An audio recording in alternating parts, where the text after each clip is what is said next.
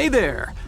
Grab your popcorn and hot dogs. This is gearing up to be the spectacle of the century. We'll compare ancient water monsters in several categories, then pit them against each other in a duel to see which one's the true queen of the water.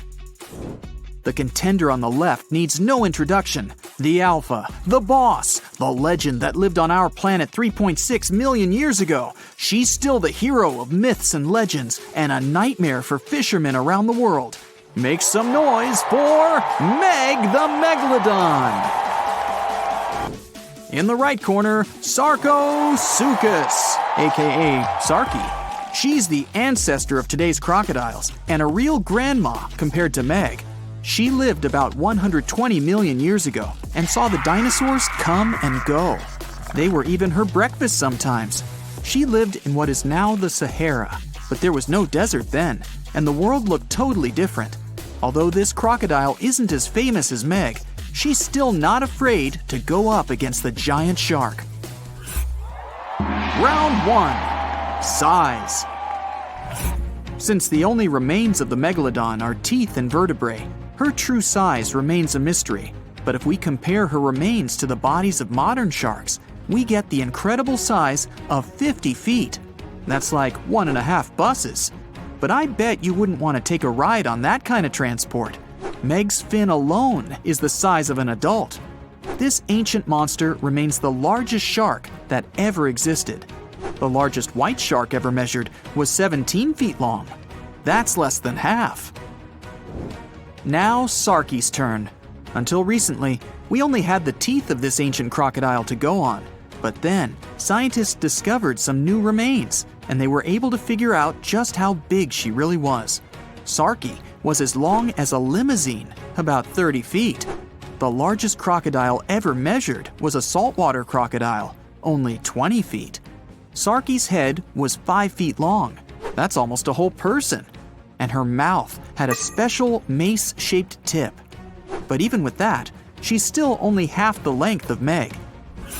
So the ancient shark wins this round, and the first point goes to Meg, 1-0. The next category is weight. Let's start with the contender in the right corner. The largest modern crocodiles weigh about a ton. Sarky made it all the way up to 4 tons. That's like 2 helicopters heavy. Her weight and size allowed Sarky to be queen of the ancient river. But she's pretty much a toothpick compared to Meg. You'd need a pretty hefty set of bathroom scales to weigh the contender in the left corner. Once fully grown, Meg weighed between 30 to 60 tons. That's a lot. A cargo helicopter can lift 9 tons. It would take around 5 of them to lift Meg safely. The heaviest shark nowadays, the white shark, only 3,500 pounds. Meg wins the second round, and the giant shark gets another point, 2-0. Moving on, the next category is agility. We can assume that Sarky could reach the same speed as most modern crocodiles. In the water, we're looking at up to 20 miles per hour. That's about 3 times faster than the fastest human swimmer. Her speed mostly comes from her long and muscly tail. It's one of the strongest muscles in her body and gives her speed and agility. But Sarky wasn't limited to the water world. She liked to move around on land too. Like the big modern crocodiles, she could probably run at speeds up to 20 miles per hour. This allowed her to go after other animals, not just fish. She definitely had a soft spot for large lizards and even small dinosaurs. So what about Meg? It's hard to move such a massive muscle machine. Her maximum speed was around 10 miles per hour. That allowed her to catch up with whales and smaller fish. She felt pretty good about herself, but 10 miles per hour is not really that fast. Modern white sharks can reach 35 miles per hour. That's 3 times faster than Meg.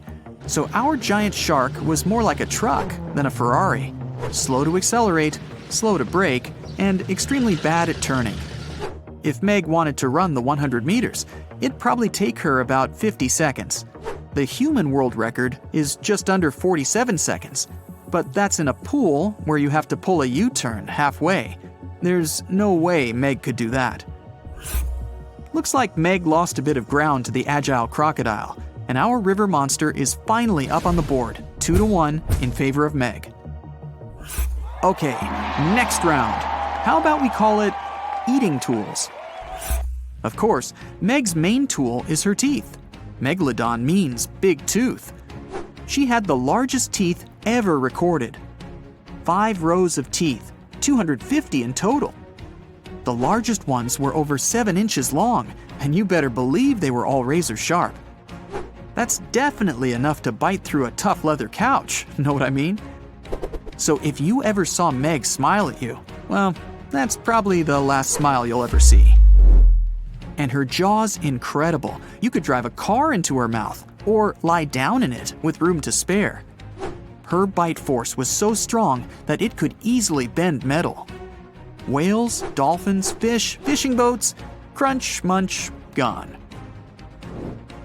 Sarki's teeth are a bit different, but no less awesome and powerful than the biggest shark of all time. She had 70 teeth up top and 62 down on the bottom. Their shape allowed Sarki to grab her lunch and never let go. Crocodiles in general have one of the strongest bites of any species, and it's their main superpower. But don't forget about that tail.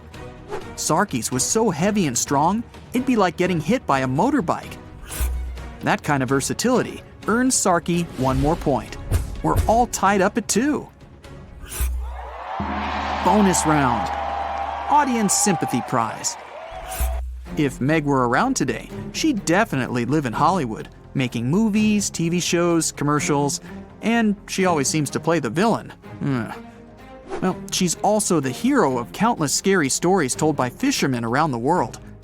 Many people even believe that she's still swimming about down there, somewhere, hiding from us in deep waters, like the Mariana Trench. But Meg needs a lot of food to feed such a large body. She'd have to keep coming up to the surface to find enough to eat. So much for that myth. And Sarki? She's more of an indie artist, not really the Hollywood type.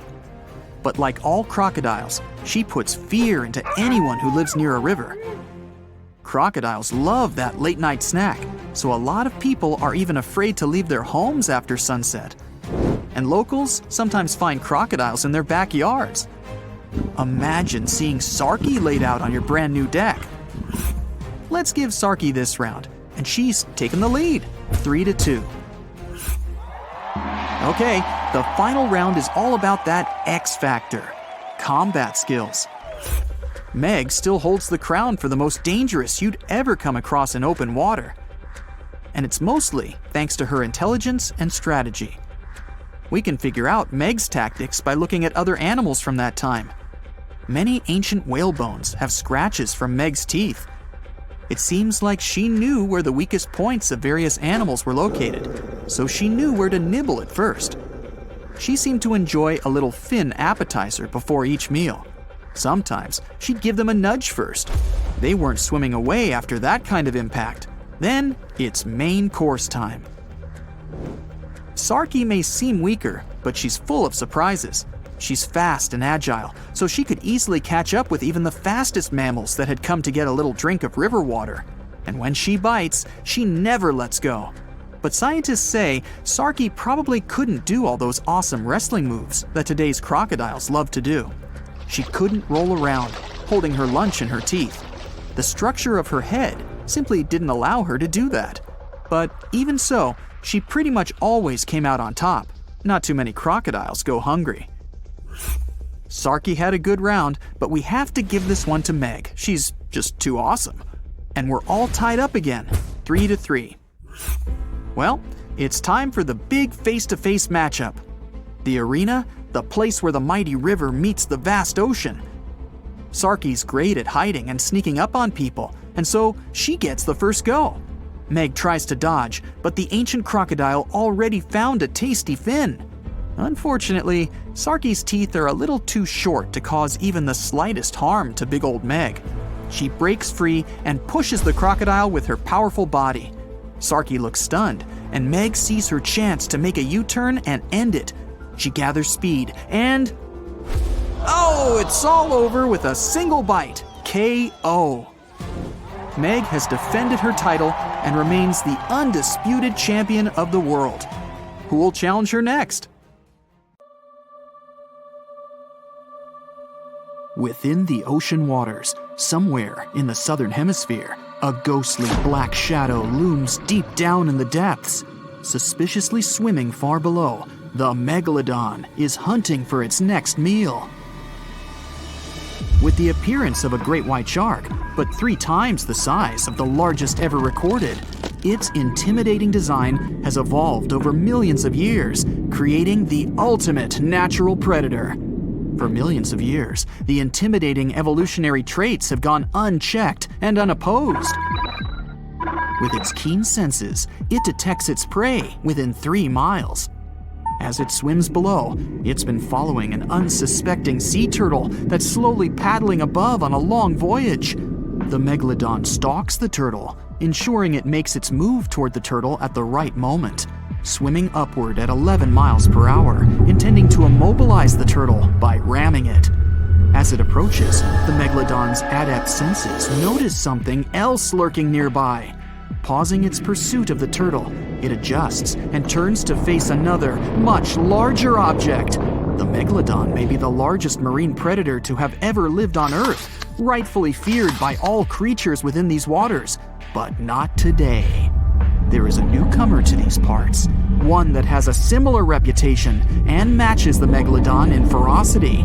This unknown creature intends to contest these hunting grounds.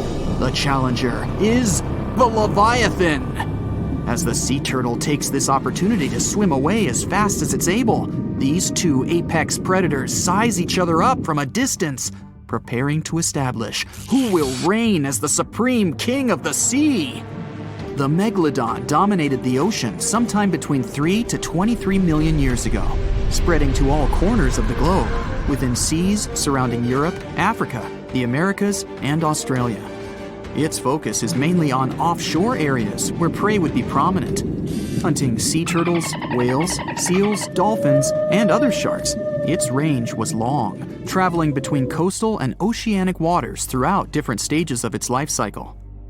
Given that the territory they cover grows with each year they live, and the wide range of prey available to them, the Megalodon's size can reach up to 67 feet in length. Armed with thick and robust teeth made for grabbing their prey and biting through bone, they have a 41,000-pound bite force, which is almost 4 times stronger than that of a T-Rex. Their tactics include ambushing their prey from below while ramming them into submission. With larger prey, they aim to disable them by biting at the fins, and once immobilized, biting through their chest. Their jaw is made up of around 276 frightening serrated-edged teeth that are 7 inches long and jagged at the sides. The Megalodon's competitor, the Leviathan, is armed with 22 large teeth of its own that come in various sizes, some up to 12 inches long. All are capable of piercing through its target. Excluding tusks in comparison, these are among the largest teeth that have ever existed on any known animal.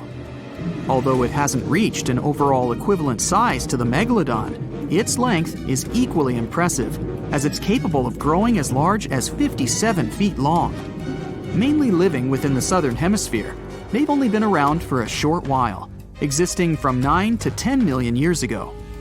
Although it hunts similar prey to the Megalodon, it has a different strategic method of hunting, chasing its prey, tiring it out to the point of exhaustion, and then finishing it off by ramming it with its head and then biting it. It also has a more adaptive trait in its arsenal, its much larger brain. Being a warm-blooded mammal, it possesses superior intelligence, ensuring quicker thinking, with the ability to change its tactics at crucial moments. The Megalodon acts on sheer instinct, and that has worked consistently for the past few million years. But will it work now? Although there are millions of years of difference between when these 2 behemoths existed and patrolled the seas, they shared a short period of time in history. But when they did overlap one another's territory, they created some of the most epic conflicts that have ever been had on Earth. This Megalodon's turf has never been in contention until now. As the Leviathan approaches, observing the much larger Megalodon, it's hesitant to make the first move, as generally, anything that it has come across before attempts to escape immediately, causing a chase to begin. The Megalodon, however, never flees. The Megalodon's instincts ensure it will act overconfident, and, as expected, it makes the first move. It swims at full speed, gliding through the water, aiming to ram the Leviathan. The Leviathan has no other choice but to do the same, rather than turning to flee and leaving itself unprotected.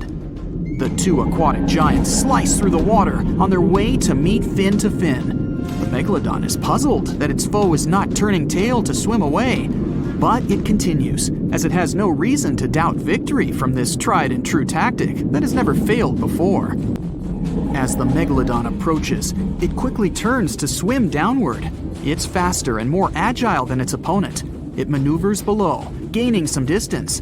The Leviathan moves much slower and is unable to turn in time as the Megalodon veers upward and rams it on its soft underbelly, attempting to force it into submission. There is little effect due to its size, and the Leviathan continues to turn, but it's far too slow as it attempts to bite with a desperate hope to grasp its attacker with its powerful jaws. The Megalodon easily swims away from its toothy trap, quickly retaliating by taking aim at the tail and fins, chipping away at little pieces as it bites, then quickly retreats, continuing this routine over and over, trying to disable the Leviathan's defenses. This tactic is effective, but it's taxing on the Megalodon as it's running out of energy. Still, it pushes hard to try and finish the hunt, using all the energy at its disposal, expecting that the struggle will not go on much longer. The Leviathan is outmatched. The speed of its combatant is far superior, and the constant chipping away at the fins and tail is becoming too costly. Upon realizing its abilities are surpassed and that it's helpless to resist the constant array of attacks, it attempts to swim away, maneuvering as it flees, desperately trying to obtain some distance from its aggressor. The Megalodon follows the Leviathan during its attempted escape, realizing this is a prime opportunity to finish the job. The Leviathan swipes its large tail as it swims, trying to repel any further attacks from the Megalodon. It hits the Megalodon and stops it in its path with every advance. As the Leviathan continues to swim away, it sustains energy with ease. The Megalodon, on the other hand, is quickly running out. The Leviathan's strategy is working as it continues to swim at a relaxed pace.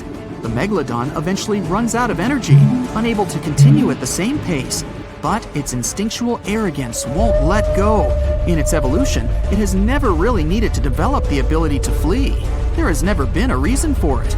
Over millions of years, it's never been outmatched, but that is all changing now.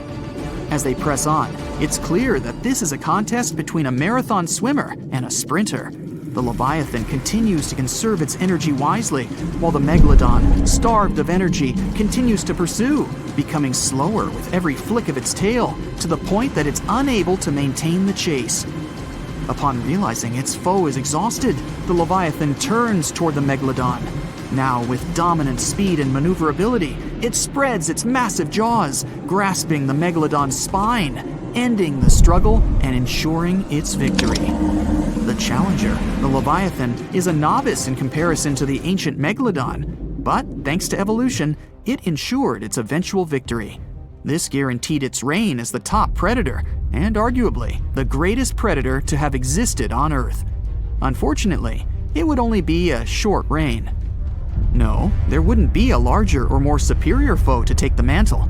The world would begin to change. The Earth would soon go through a cooling trend, which would cause the main prey of the Leviathan to go extinct. And without a food source to sustain this hulking beast, it was unable to continue. But this led to other similar predatory animals taking its place. The killer whale, sharing similar characteristics, eventually replaced its predecessor. The Megalodon would then retake the mantle by default due to the absence of its victor. Continuing with its prior successful strategy and broader food source, it ensured its prolonged survival. But as the seas cooled even further and became much shallower worldwide, it became more difficult for the Megalodon to reproduce. The suitable shallow areas that were necessary for nurseries quickly disappeared, And without these, the Megalodon too eventually went extinct. And just like its former opponent, other smaller sharks were able to adapt to these changes in the shallower waters, ensuring a more diverse pool of predators to dominate the seas. That's right, come on aboard. Please enter the submarine slowly and make yourself comfortable. Today, we're going deep into the dark parts of the ocean for the ultimate showdown, Shonisaurus and Megalodon. Time to see how Shoni and Meg stack up against each other. First round, age. Look at Shoni, the largest marine reptile, coming out of nowhere. This marine reptile looks a bit tired since it traveled all night and got here all the way from the late Triassic period, about 215 million years ago. Back then, it was all dinosaurs, plus some crocodiles. Oh look, Meg got here on time too. She looks a bit more fresh and relaxed, probably because she's way younger than her contender. She started her dominance over the ocean 20 million years ago. Will she be able to stay on the throne after this duel?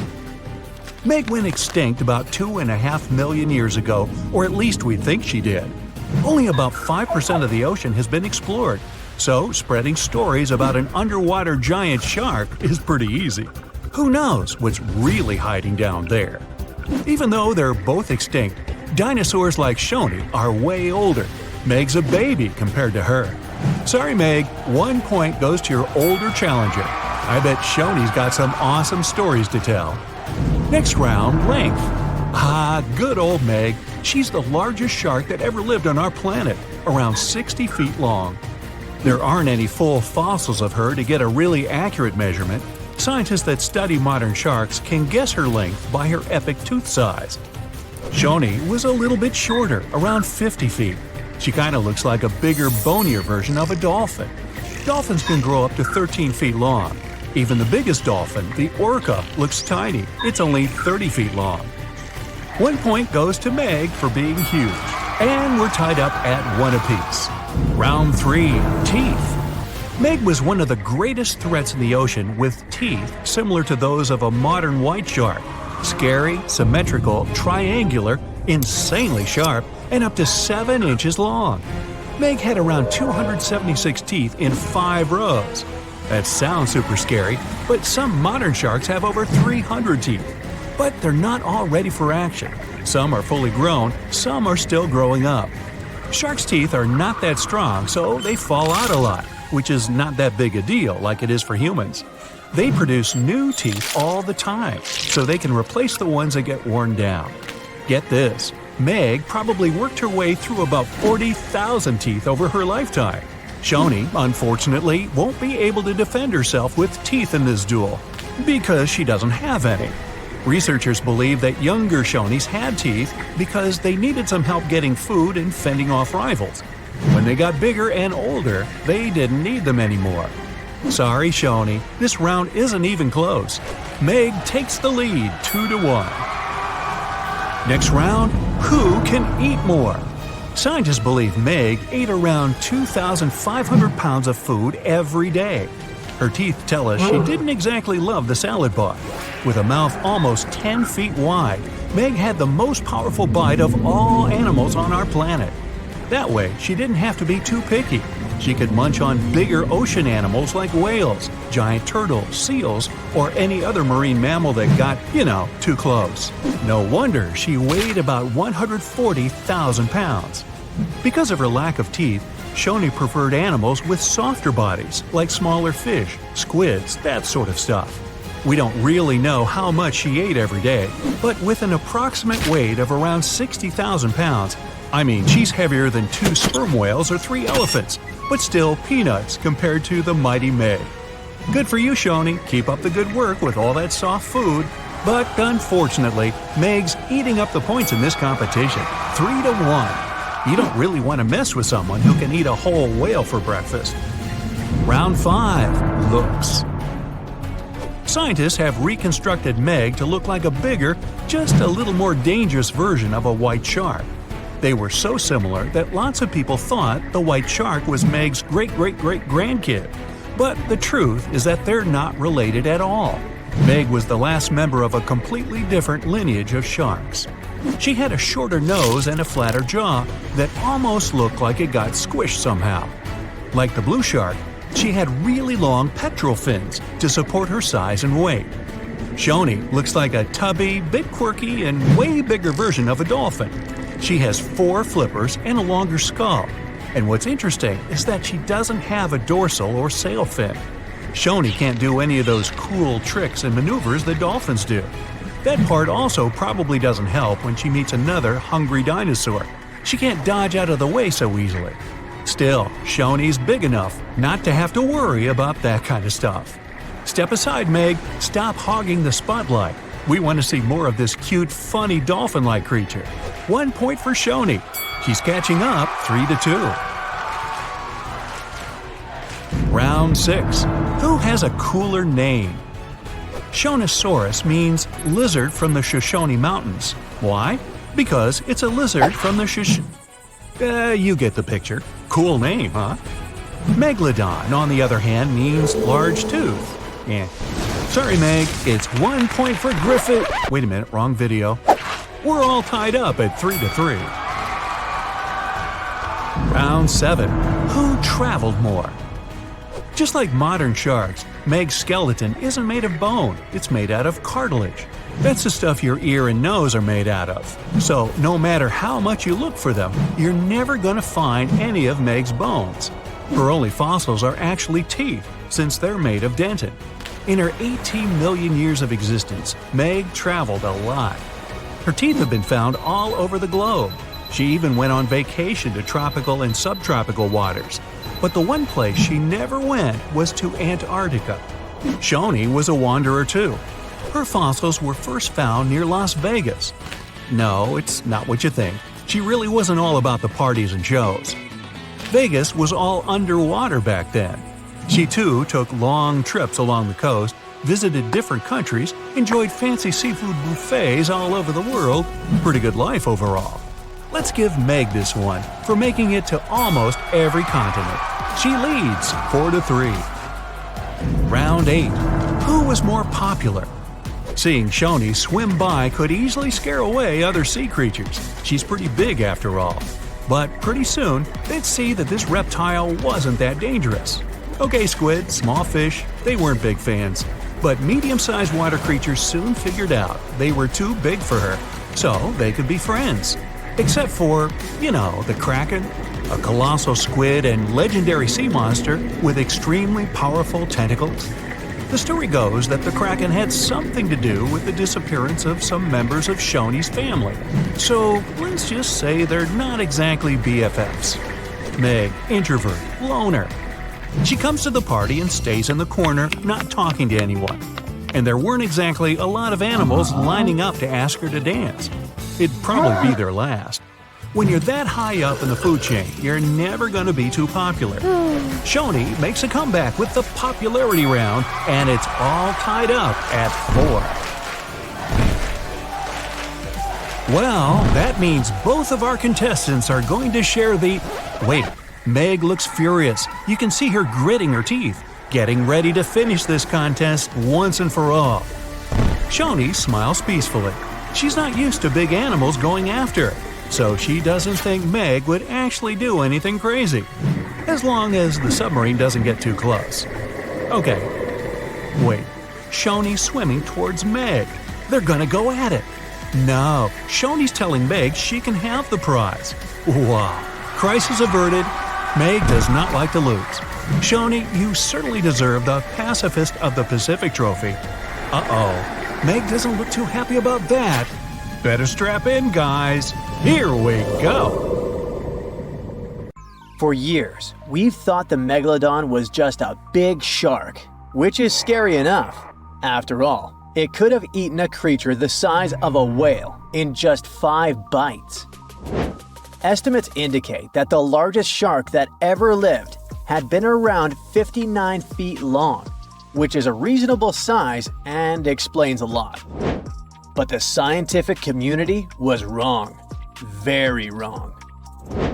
Now, scientists have proven that megalodons could grow up to 80 feet long, which is the same as a 6-story building. The creature would have certainly been dozens of times bigger than you if you had seen it underwater. These giants ruled the ancient oceans between about 20 million and 3 million years ago. And even though it was a long time ago, they've left a lasting impression, becoming the protagonists of many movies. And scientists continue to search for answers about their life. Thanks to this, we still occasionally find their fossils. But the thing is, no one has ever found a complete skeleton. All we have are scattered vertebrae, a few scales, and, of course, those massive, razor-sharp teeth. The most complete piece we know of is a 36-foot section of a Megalodon's spine. It was once part of the trunk of the animal's body. So, to assess just how big the Megalodon was, experts compared its fossils to more than 150 species of sharks, both those that are alive and those that have gone extinct, to get the most realistic result possible. If the Megalodon had had the proportions of a regular shark, it would have had a 6-foot head and a 12-foot tail. It would have also stretched 54 feet from nose to fin. But these measurements are way off the mark. The largest Megalodon vertebra ever found is 9 inches in diameter, which makes it 3 inches larger than the largest vertebra of a typical shark. And if we follow these proportions, that Megalodon was a whopping 80 feet long. To better understand how giant this is, just think of 2 school buses lined up end to end. For a long time, it was very common to think that the Megalodon was just a giant great white shark. And it makes sense, right? I mean, both would have had large, terrifying, serrated teeth. But that was another completely wrong idea. Now, we know that Megalodons were actually much more slender and aerodynamic than the modern great white shark. Their body shape was built to cut through the water with much less resistance, minimizing the effects of gravity in the sea, letting them glide effortlessly through the ocean. Now, if Megalodon wasn't just another great white shark, what other animal of the same species was it most similar to? Surprise! In fact, it had more in common with the modern lemon shark. This species has robust and powerful bodies, 2 large dorsal fins, and blunt snouts, which makes them really fast and agile hunters, like prehistoric predators. In other words, while thinking about the Megalodon, you can imagine a giant, turbocharged lemon shark. This is the most modern comparison of the Megalodon with another animal, unless scientists find a complete skeleton of the ancient shark. But it's not common to find complete shark skeletons. They're rare because they're actually made not of bone but of soft, coated cartilage, like the stuff in human noses and ears. Their teeth are the boniest part of their bodies, and it's the reason why we've found so many of them. Yet, a complete skeleton is like scattered puzzle pieces to us. There's no solid bone to hold these pieces together, so the whole thing is very vulnerable to falling apart. Still, it's actually possible for an entire shark skeleton to survive. In these cases, very specific natural phenomena have to come into play. The skeleton needs to get buried super fast in mud or sediment, free of any kind of scavengers and away from ocean currents. Otherwise, it simply disintegrates before it can fossilize. Interestingly, although the sea is the home of these animals, it is possible to find their skeletons on land too. Millions of years ago, a big portion of today's dry land was submerged, teeming with marine life. Then, in certain places, sedimentary minerals and specific biological conditions of the seabed allowed the fossilization of sharks in marine rocks. Today, those are desert rocks that ensure the preservation of shark fossils. But in any case, searching for a shark tooth in a desert is like looking for a needle in a haystack. But finding an entire fossilized skeleton embedded in a rock is like hitting the jackpot. Another unexpected discovery is that these prehistoric sharks were not born small and cute like regular baby sharks. A newborn megalodon could reach almost 13 feet in length. That's more than twice the height of the average human. Imagine a shark the size of a boat from the moment it's born. Now, although we don't have all the information about the giant of the seas, it's a fact that it's one of the most famous animals in pop culture worldwide. Not only has it inspired several movies, but some people also insist that the Megalodon is still alive. Scientists say it's not. The Megalodon didn't survive the test of time, and it would be impossible for such a giant creature to dwell in the seas without us noticing it. First, it was a super predator. It hunted whales, dolphins, and other large marine animals. If the Meg was still around, its presence would completely change the balance in the oceans.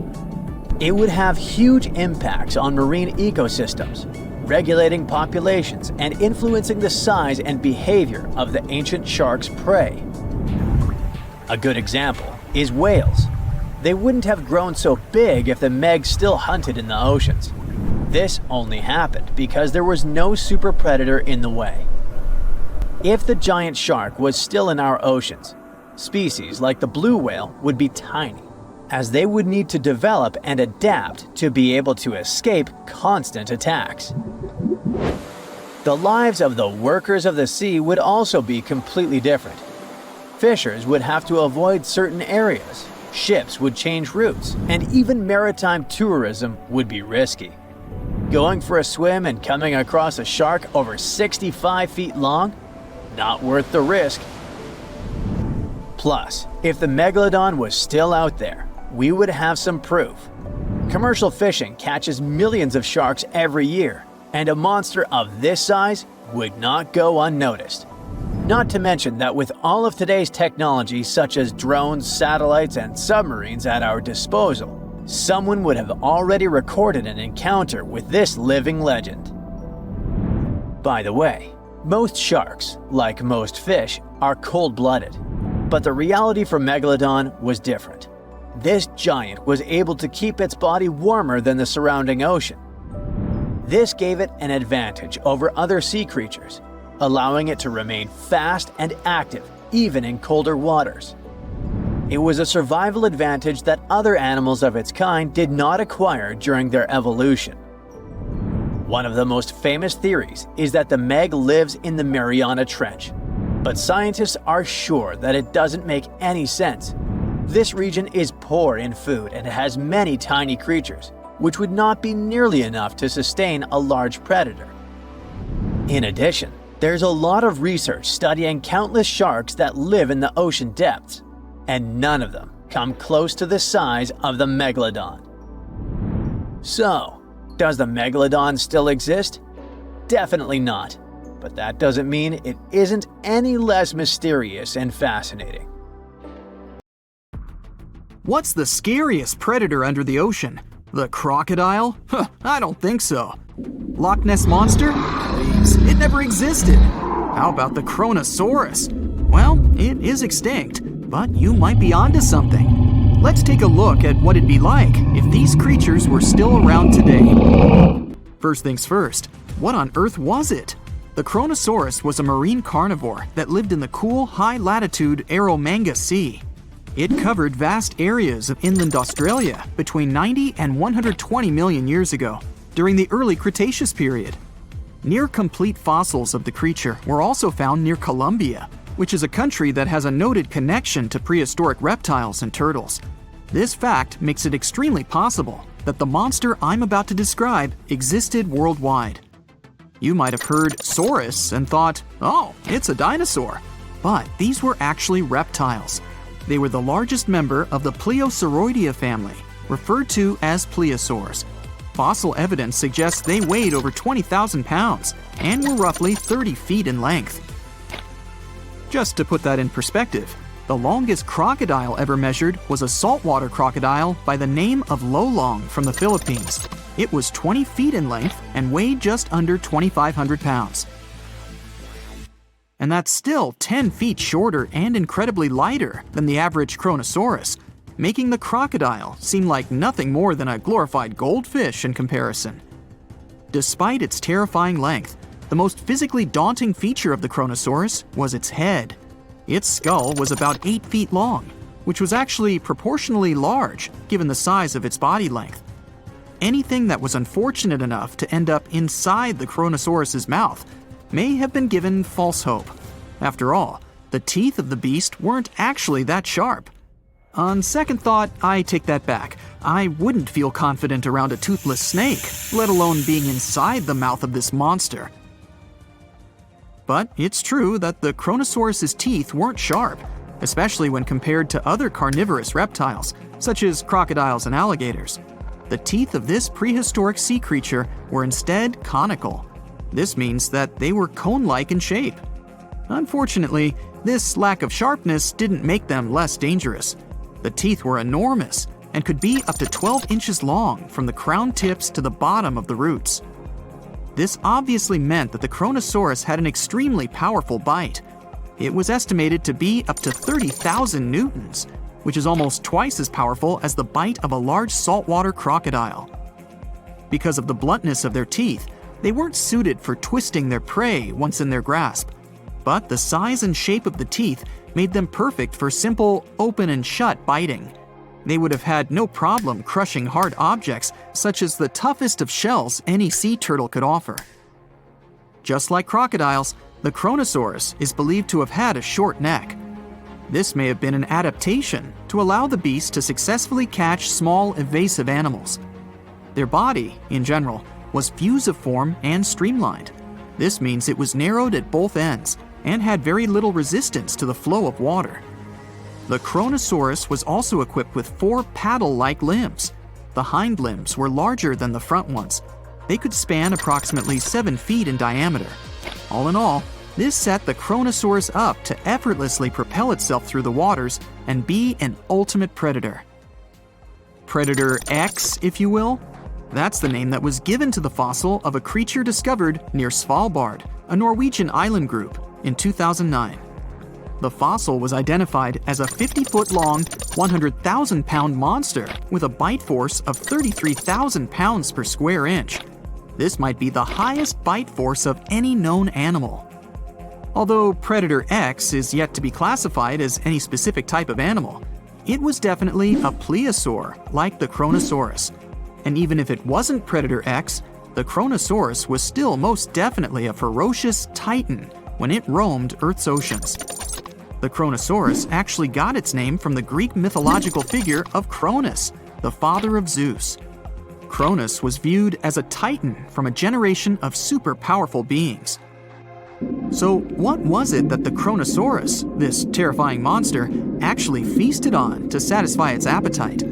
This creature was known to eat sea turtles, squid, and other larger marine reptiles of that time, such as elasmosaurids and ichthyosaurs. This suggests that if crocodiles existed in the realms of the Kronosaurus, they too might have turned into lunch for the beast. There's evidence from the fossil remains of the Kronosaurus that suggests that they also feasted on sharks, which I know is a disappointment to those of you who view that beast as the king of the ocean. Not when the Kronosaurus was around, my friend. In any case, grounding all kinds of food into small pieces to help digest them would have been difficult without small teeth. This explains the presence of rounded stones found in many of the remains of these sea creatures. Researchers believe these stones may have been swallowed to control buoyancy or to help process food. It's also entirely possible they were accidentally swallowed while feeding on other animals from the seafloor. As if the Kronosaurus even needed to be a meanie with its already existing power and size, there's also evidence to suggest that it indeed might have been. It turns out that after using all its impressive attributes to catch its dinner, the Kronosaurus first liked to play with its food, like a cat does with a mouse. I guess since the hunt was so easy for them, they needed to get their fun from somewhere else. Well, I think now you should have a good idea about these creatures. So let's ask ourselves what it would be like if they were still around today. And by the way, why aren't they? Well, the Kronosaurus was completely finished off by the same KT meteor that took out the dinosaurs 66 million years ago. But even before this catastrophic event, they were coming under increased pressure from an even bigger and more vicious family of carnivorous marine reptiles known as Mosasaurs. You can't always be a top dog, I guess, or rather, top marine reptile. But what if this never happened, and they were still roaming Earth? Well, this might be obvious, but can you imagine what kind of impact that would have on sea tourism? Based on the impact that famous movies about sharks and killer whales had, what do you think the presence of a Kronosaurus in the ocean would do to beaches? The very creature that would eat sharks and whales for breakfast. Beaches would certainly become a great place to go for a quiet walk, because nobody else would even be there. And what about such activities as boating, surfing, and scuba diving? You think anyone would dare try them, knowing that this 30-foot beast could be lurking beneath them? Let's give humans some credit and assume most of them wouldn't. This would cripple the global sea tourism industry, which is responsible for earning roughly $143 billion every year. Just to make sure this shocking point hits home, the most expensive yacht to ever roam the ocean was called the History Supreme. Its master bedroom was believed to have a statue made of T-Rex's bone and a wall made of meteorite rocks, as well as a 24-karat gold panoramic wall aquarium. Anyway, this yacht was worth nearly $5 billion, meaning you could buy 38 of them with the money lost in potential damages to sea tourism caused by the Kronosaurus. I'm sure that the yacht's owner was happy the beast never made an appearance in their luxurious aquarium. So luxurious, in fact, that some people believe the History Supreme, reportedly owned by some business genius from Malaysia, never even existed. Rumor has it that it was simply an elaborate hoax fabricated by the supposed designer. Anyway, I don't think the trouble would just stop there. People could actually be in serious danger, regardless of being near the ocean or not. No, I'm not about to tell you that this thing would grow legs, adapt to living on land, and start picking us off one by one. At least, I hope not. I'm just going to point out the damage that the Kronosaurus would inflict through its devastating impact on sea trade. In America, ocean transit accounts for 76% of national trade. On top of this, more than 100 vital pharmaceutical products originate in the sea.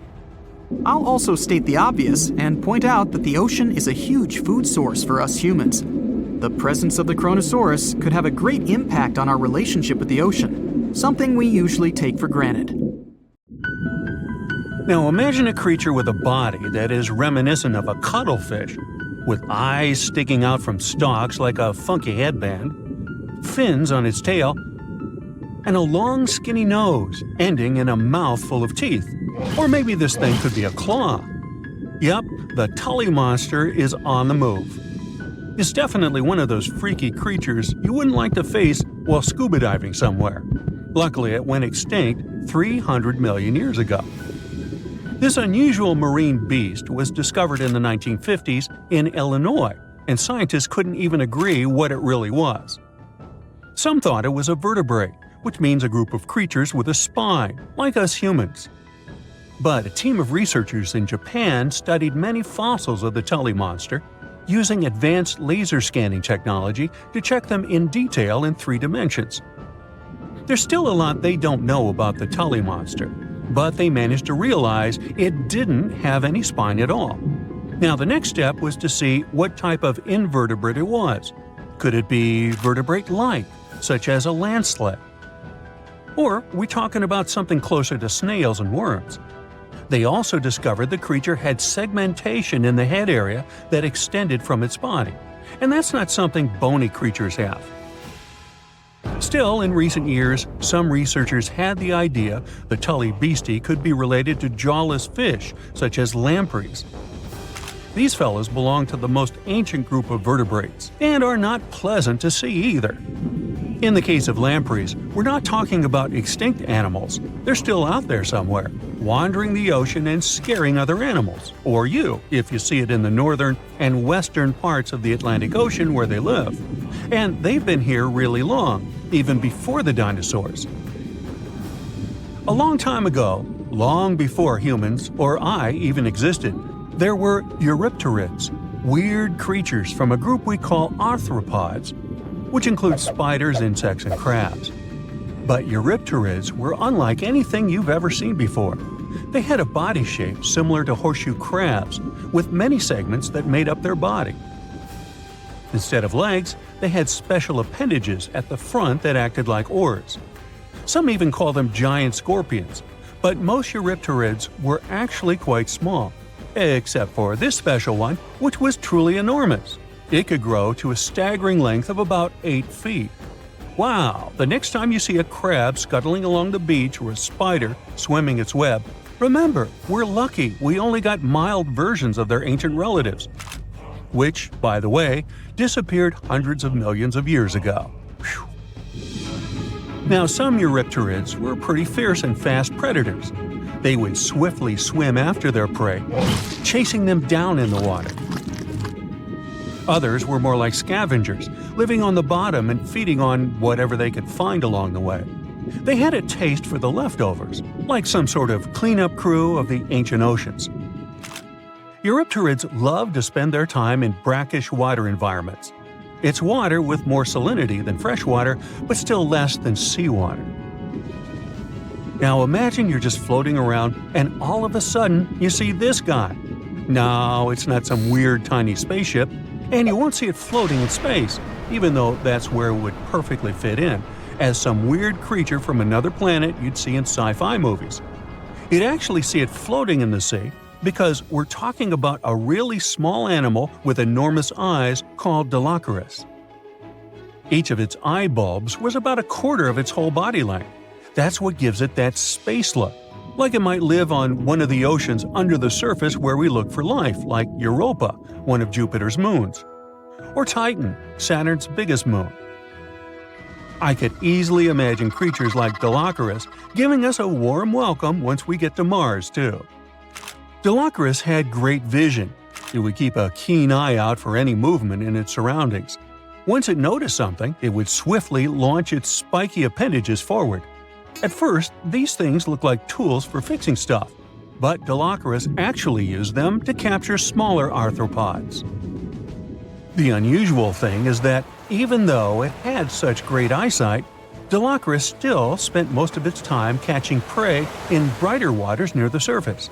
And yet, scientists found its fossils in the rock layers that are more often associated with darker environments, where animals such as deep-sea crinoids and vampire squids reside today. It's confusing. But one of the explanations for this says it's possible these deep-sea creatures actually lived in shallower waters in the past and later ended up in the depths as the geography of our planet changed over time. No one knew what Deloceros really was.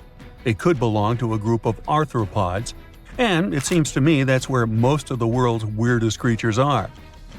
Some believe it could be related to mantis shrimp, while others compare it to blind, worm-like crustaceans that live in dark underwater caves. And check out this enormous worm lurking beneath the sandy ocean floor, patiently waiting for its next meal to swim by. These ancient creatures were like stealthy predators, perfectly camouflaged in their sandy lairs. And now, 20 million years later, scientists have found the remains of their hidden hideaways. The burrow they discovered, shaped like the letter L, was found preserved in ancient sediment on the seafloor of Taiwan. It was around 7 feet long and only an inch wide. That's where the ancestors of modern bobbit worms lived. Bobbit worms have been around for a long time. They can grow to be a few inches to a whopping 10 feet long. A pretty weird creature dominated the skies at the end of the dinosaur age in North America. We know it as Quetzalcoatlus, and it soared above famous dinosaurs like Tyrannosaurus and Triceratops, showing them who the ultimate ruler of the skies was. Quetzalcoatlus belonged to a group of flying reptiles called pterosaurs. They were some of the biggest flying animals ever known to exist. When you think of Quetzalcoatlus, imagine an animal as tall as a giraffe. These incredible creatures had long necks, small bodies, long legs, and wings that were relatively short compared to their size. The biggest of its kind was really massive and held the title of being the largest flying creature of all time. They had long, pointed skulls, while some also had short crests at the back of their heads. And for a long time, researchers were confused about how these giant pterosaurs hunted for food. At first, some even believed that Quetzalcoatlus and its relatives were like giant vultures that scavenged the remains they would find around. They drew such a conclusion because Quetzalcoatlus fossils were found inland, away from the coast where other big pterosaurs were found, such as the crested Pteranodon. Plus, many thought these fellas were skilled at skimming, which means lurking over freshwater systems and catching fish. But it appears these massive animals were actually predators with excellent hunting skills. The exact technique they used to catch their prey remains a mystery, though. Now here's another cool discovery, a specific fossil as the oldest evidence of muscle tissue ever found. This fossil belongs to a group of animals that includes modern creatures such as jellyfish, corals, and sea anemones. And it looks so cool and unique, right? It has bundles of fibers arranged in a four-fold symmetrical pattern, similar to what we see in Nedardians today. This arrangement is different from any other fossil from that period. Now this fossil may look weird, but it helps us understand the evolution of muscle tissue in animals. They, well, all of us actually, got new options for discovering different feeding strategies and generally new things to do thanks to muscles. And it's not like scientists usually get to study fossilized muscles. It's more that they learn about that based on how animals feed, reproduce, move, and do other things. So this cool fossil suggests animals may have had an earlier origin than we used to believe. So imagine stumbling upon a creature so huge it could dwarf even the largest known marine animals today. Scientists discovered the fossils of this beast on England's coast and believe it once ruled the waves. The new species was named Ichthyotitan severnensis, but thankfully for me, scientists nicknamed it the Litstock monster. Its estimated lengths range from 72 to 85 feet long, almost as big as a blue whale. Megalodon can't even compare to this. It was only about 60 feet long. And what's crazy is that this fossil we found wasn't even an adult, so who knows what their actual size was.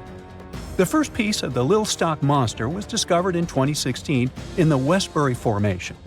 Researchers found a 3-foot-long jaw part that belonged to an unknown species. For years, this single fragment had been driving them crazy because they had no idea what that animal was. Then, in 2020, a miracle happened, of sorts. A father with his 11-year-old daughter found the second piece of fossil on a beach. This discovery led to more findings. Finally, in 2022, the last piece of the literal jaw puzzle was found, buried along the Somerset coast. This Leviathan belonged to the Shastasaurid family. Both the Litstock monster and other Shastasaurids had one ancestor, so all the species in this family are super similar to each other. For example, all of them were the largest marine reptiles ever to exist. Although our Litstock monster is much larger, most Shastasaurids could grow up to only 69 feet long, and it's possible that the Litstock monster, when fully grown, would reach up to 100 feet or even more. Both of their bodies were just perfect for cruising the ancient seas. These marine titans were elegant and slender, with an elongated snout.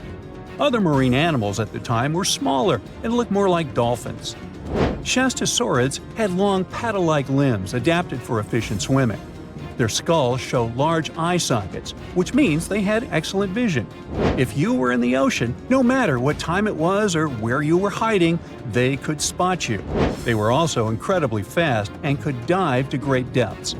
Of course, all these things made them the most terrifying predators.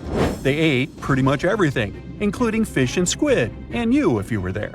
They probably captured their prey like whales, opened their huge mouths, and literally sucked the fish in. What made the Litstock monster especially scary is that it wins in the jaw competition. For other Shastasaurids, their jaws were a bit weaker, so they hunted smaller fish, kind of like today's orcas. They required vast amounts of food. This shows us that the Earth's Triassic oceans had rich, productive food webs. But the Litstock monster has this unique feature. It could open its jaw almost 90 degrees upwards. It also had tons of powerful muscles around. Its jaws were horrifyingly strong. So while others were hunting some squids, the Litstock monster probably hunted large fish and even other marine reptiles. Fossils of Shonisaurus have been found everywhere in the world, from North America to Asia. This means that these creatures dominated and terrorized the oceans for millions of years, although even they weren't completely safe from scavengers. And that's exactly why we struggle to find these fossils now. Scavengers didn't leave any remnants of them. So, while we have some fossils of this marine family, they mostly remain a mystery for us. They lived in the oceans about 200 million years ago, in the late Triassic period.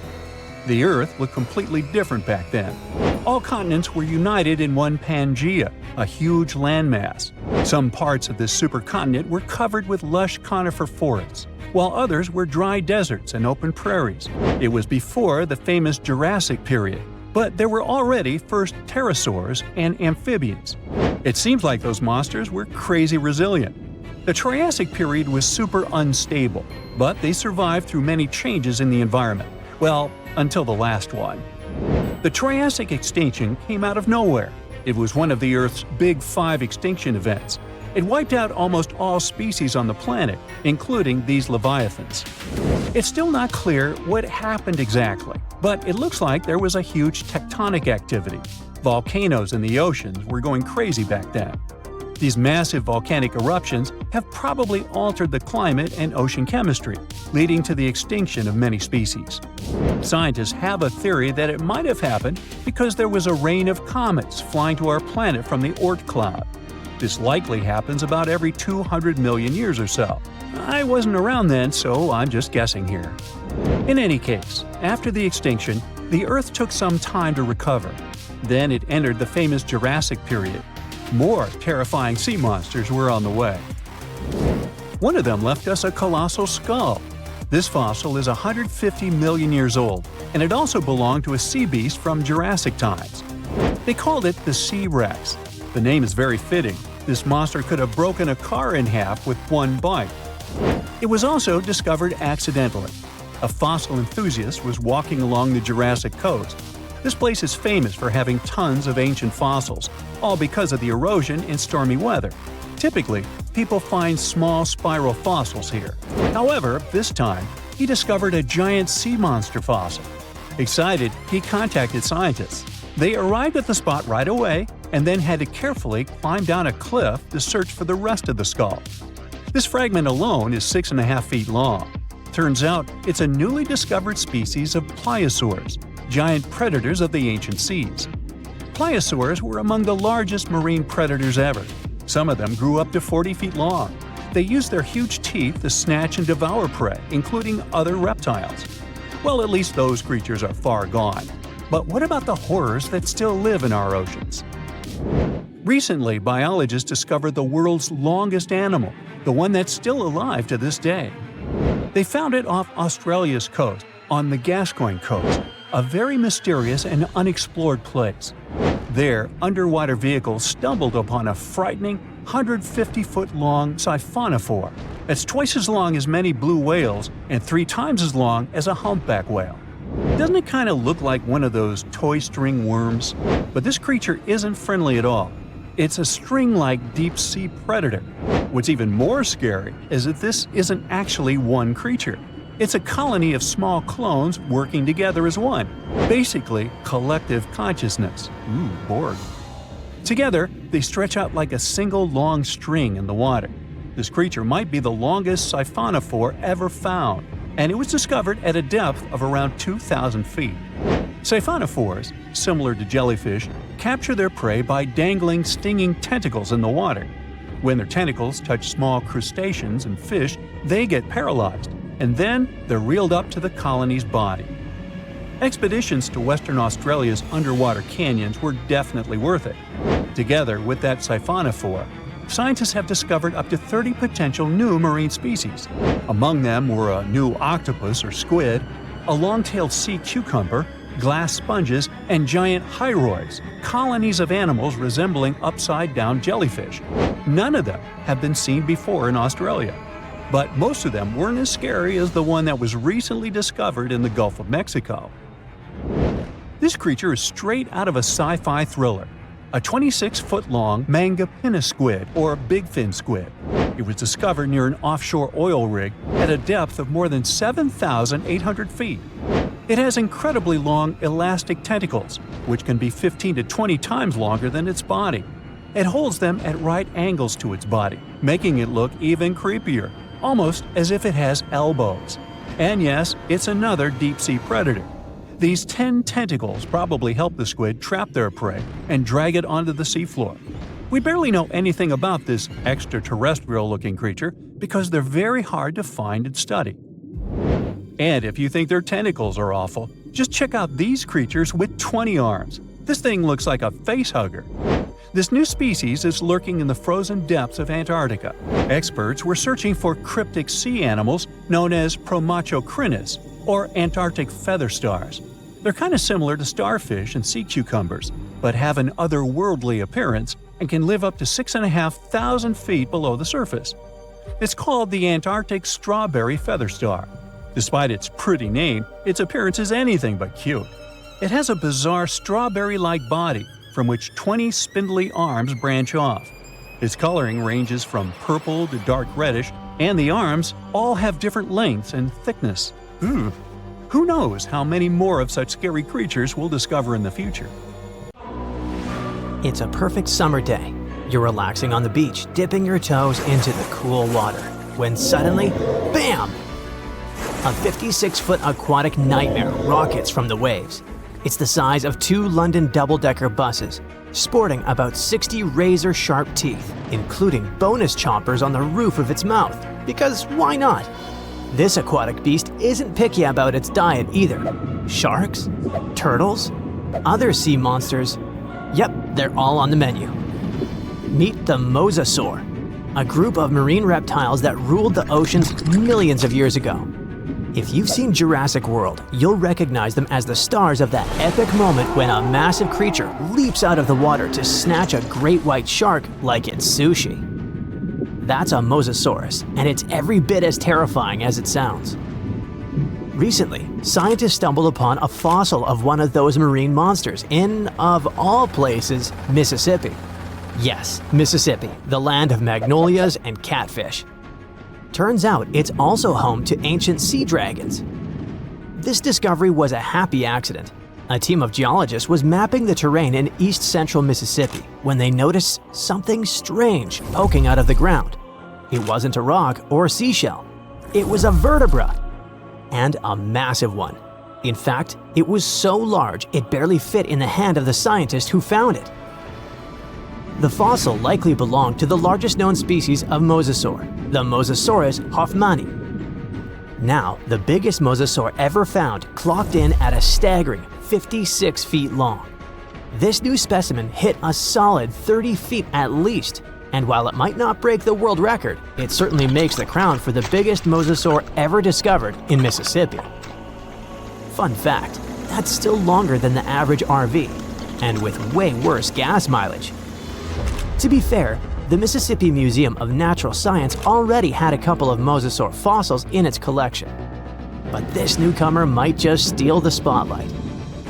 And this isn't an isolated incident. In 2015, paleontologists unearthed the skull of a 24-foot-long mosasaur in North Dakota. Years later, a private fossil hunter, yes, that's a thing, found an equally huge mosasaur in Texas. Well, its jaw at least. These sea monsters, also known as sea dragons, by the way, actually have one of the wildest origin stories in paleontology. The very first skull was found way back in 1764 in a chalk quarry in the Netherlands. And at the time, scientists thought it was a whale. Then came a second skull, which was so impressive that French revolutionaries literally looted it during the siege in 1794. Legend has it they swapped it for 600 bottles of wine. Doesn't sound like a fair trade to me. That fossil actually helped pioneer the concept of extinction and got paleontologists buzzing for centuries. Since then, mosasaur fossils have popped up all over the world, like ancient scaly celebrities leaving their mark. From the Mississippi backwoods to the deserts of Morocco, from New Jersey to Belgium, scientists have uncovered everything from teeth to full skulls, sometimes even misplacing them in museum drawers for centuries. So what exactly were these terrifying titans of the deep? Well, let's just say, if ancient oceans had a most likely to eat everything in sight award, the Mosasaur would win it. Picture a gigantic scaly torpedo with a mouth full of about 60 razor-sharp teeth, including some growing on the roof of its mouth like dental overkill. It had a long, muscular tail for propulsion and 4 paddle-like limbs that worked like turbocharged oars, letting it cruise through warm, shallow seas like a reptilian speedboat. Scientists believe they were close relatives of modern monitor lizards and snakes, which honestly just makes both of those animals way more terrifying. Some mosasaurs even might have had adaptations for sensing vibrations in the water, allowing them to detect movement from a distance, similar to how sharks use electroreception today. Their eyes were well developed too, giving them sharp vision in the dim ocean depths, a key advantage when hunting fast or elusive prey. But what really makes mosasaurs the stuff of prehistoric nightmares is their attitude. They were apex predators, and they knew it. Those sea monsters weren't picky eaters. Fish, turtles, birds, sharks, other mosasaurs. Basically anything that moved was dinner. Fossilized mosasaur stomach contents prove they practiced family dinner in the most metal way possible. If they were around today, your beach day would be a lot more exciting. Probably shorter. These guys were so intense, they dominated the whole world. It's safe to say, mosasaurs were the undisputed rulers of the late Cretaceous oceans. And like today's orcas or great white sharks, they probably used ambush tactics, sneaking up on prey from below before striking with explosive force. Bite marks found on the fossilized bones of turtles and even other mosasaurs suggest intense underwater battles worthy of a blockbuster movie. But how did one end up in Mississippi of all places? Well, rewind the clock about 80 million years and you'll find part of North America underwater. A vast shallow sea known as the Western Interior Seaway split the continent in two, running from the Gulf of Mexico to the Arctic Ocean. It was warm, teeming with life, and yes, crawling with sea monsters. This prehistoric seaway was a watery wonderland. Imagine long-necked plesiosaurs gliding through the water, birds with teeth diving for fish, and oysters the size of car tires clinging to reef-like structures. Even giant fish like this weird guy over here called it home. This ancient inland sea stretched over 600 miles wide in some places, but it was no more than a few hundred feet deep, making it ideal territory for predators like mesosaurs to thrive. The shallow depth also meant that their prey had few places to hide, turning the seaway into a prehistoric buffet. But the Western Interior Seaway wasn't a permanent fixture. As the Rocky Mountains rose, the seaway slowly disappeared. Over millions of years, it transformed from a shallow ocean to swamps and then to dry land. Today, what was once an ocean is now the Midwest, complete with cornfields, cows, and the occasion mosasaur vertebra hiding in the dirt. Now, this wasn't exactly the end of the mosasaurs. Sadly, even these monsters couldn't outswim extinction. Those massive sea beasts met their watery grave around 66 million years ago, when Earth got an unwelcome visitor, a 10-mile-wide asteroid. When that space rock slammed into what is now Mexico's Yucatan Peninsula, it unleashed destruction on a planetary scale. The impact triggered massive tsunamis, set forests ablaze, and shot so much debris into the atmosphere that sunlight was blocked out for months, maybe even years. This impact winter plunged Earth into a deep freeze. With sunlight gone, plants couldn't photosynthesize, and the food chain collapsed like a house of cards. On land, plant eaters starved, and predators like T-Rex soon followed. About 75% of all species on Earth disappeared. But don't think the oceans were a safe retreat. The seas were hit just as hard, if not worse. First came the mega tsunami that devastated marine life along coastlines. Then, the real villain arrived. You see, without sunlight, phytoplankton, those tiny microscopic plants that serve as the foundation of the marine food web, perish. With them went zooplankton, small fish and filter feeders. And when the buffet dried up, the big predators like the Mosasaurs went hungry. No food, no future. With plunging temperatures and ocean acidification, even the ocean's top predators couldn't survive. Mosasaurs, along with plesiosaurs and ammonites, were wiped out in the blink of a geological eye. So ended the reign of sea monsters. The good news is that you can now swim at peace knowing that no sea dragon will ever come at you. I mean, it's a bummer that they went extinct, but let's be honest. Beach days are way more relaxing without 56-foot lizards crashing the party. Think you know what lurks in the depths of the ocean? While nearly 95% of our oceans haven't been explored yet, it's hard not to let your imagination run wild. But thanks to brave explorers, deep-sea cameras, and awesome archaeologists, we do know about some pretty incredible sea creatures living in our waters today, and millions of years ago. From the 9-foot spider crab to the 60-foot prehistoric Megalodon, these sea dwellers come in all shapes and sizes. But let's focus on sea creatures famous for their huge size. Can you guess which living species of whale is the largest? Well, it's not the orca, but that's a good guess. The orca is a toothed whale that can grow to anywhere from 23 feet to 32 feet, which is slightly smaller than a school bus. How about the narwhal? Nope, they're not the biggest either. These unicorns of the sea live mainly in Arctic waters and only grow 13 feet to 20 feet in length, and that's including their 9-foot tusk.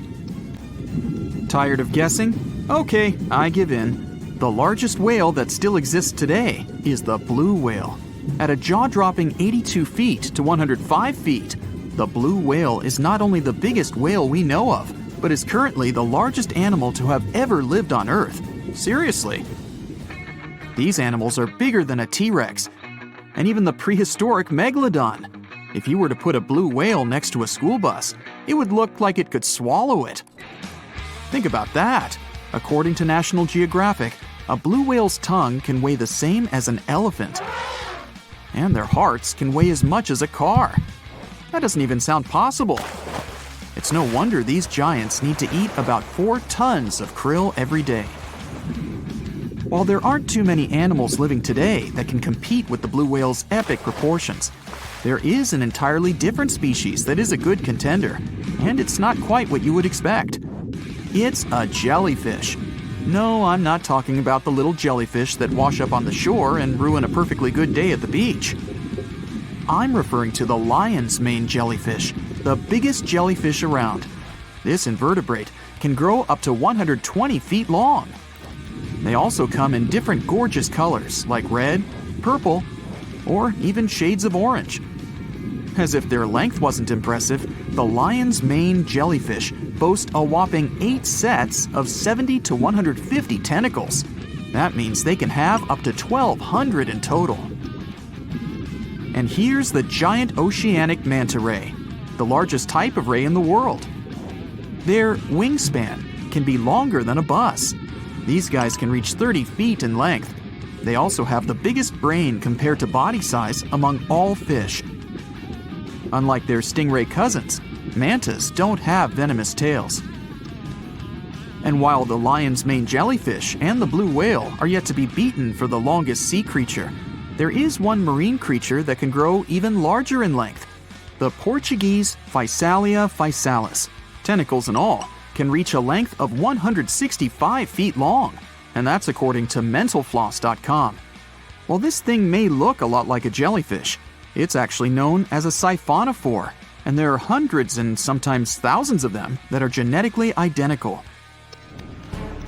Their long tentacles help the organism catch prey, and its sting is fatal to most animals, even humans in some cases. What's even creepier is that if one of the tentacles comes off the organism for whatever reason, it can float around the water for days before decomposing. Even if it's detached, This tentacle can still sting you, but don't go running out of the ocean just yet. Your chances of being hurt by a Portuguese Phacelia phasalis sting are pretty slim. However, if you do get stung, the side effects aren't pretty, with welts, stomach cramps, an elevated heart rate, and an upset stomach. While you don't want to go anywhere near these long creatures, they sure are pretty to look at. Check out all those colors. The Shonisaurus is the biggest marine reptile that has ever existed. These predators lived during the late Triassic period, about 210 million years ago. These amazing giants could reach lengths of up to 69 feet and weighed more than 75 tons. This made the Shonisaurus as heavy as a blue whale. And if you could stand this creature up vertically, it'd be as tall as a 7-story building. Despite appearances, the Shonisaurus was actually pretty slim for its size. Its ribcage was only 6 feet across. You'd think that this big guy was chowing down on other dinosaurs, but that's not the case at all. This reptile survived on a diet that consisted of small fish and cephalopods, like octopuses and squids. The Albertonectes is a bright representative of the Plesiosaur family, meaning that this marine reptile had a small head on an incredibly long neck and large flipper-like limbs that helped it move through the water. These creatures occupied the seas around North America 76 to 70 million years ago. The length of this sea monster could reach 38 feet, with its neck taking up 23 feet of that length. Its neck was a true record breaker. It had a whopping 76 bones in it. No other animal known to humankind has had so many vertebrae in its neck. Scientists aren't sure why they needed such a lengthy neck. They might have used it to collect shellfish off the seabed, or perhaps it helped them capture their main prey, fish and squids. This aquatic reptile also had gastroliths in its stomachs. Some of them were as big as 5.5 inches in diameter. The Tylosaurus belonged to the Mosasaur family. It dominated the shallow seas of North America about 85 to 80 million years ago. This was an enormous predator, with the biggest representatives reaching 45 feet in length. It had a narrow hydrodynamic body with a blunt, powerful head that the animal used to ram and stun its prey. Its body was equipped with agile flippers and a long tail decorated with a maneuverable fin. The Tylosaurus was a carnivore, and its diet included not only fish, turtles, and small sharks, but also other mosasaurs, plesiosaurs, and flightless birds. Meet Ophthalmosaurus. This prehistoric reptile thrived during the late Jurassic period and lived in oceans all over the world. Ophthalmosaurus weighed somewhere around 6,000 pounds and grew to approximately 16 feet long, according to newdinosaurs.com.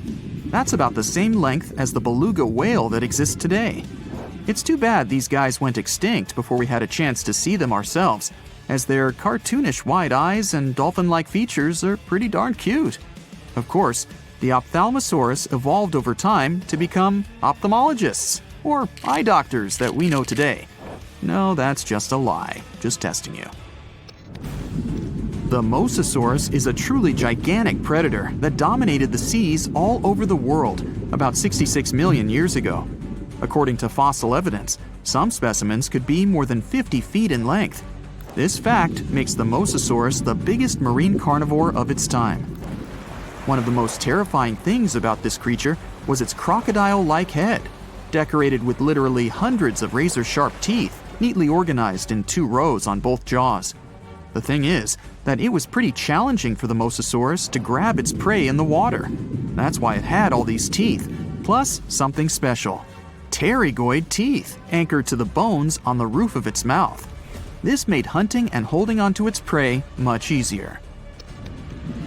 The Styxosaurus belonged to the Plesiosaur family and lived during the late Cretaceous period, around 85 to 70 million years ago.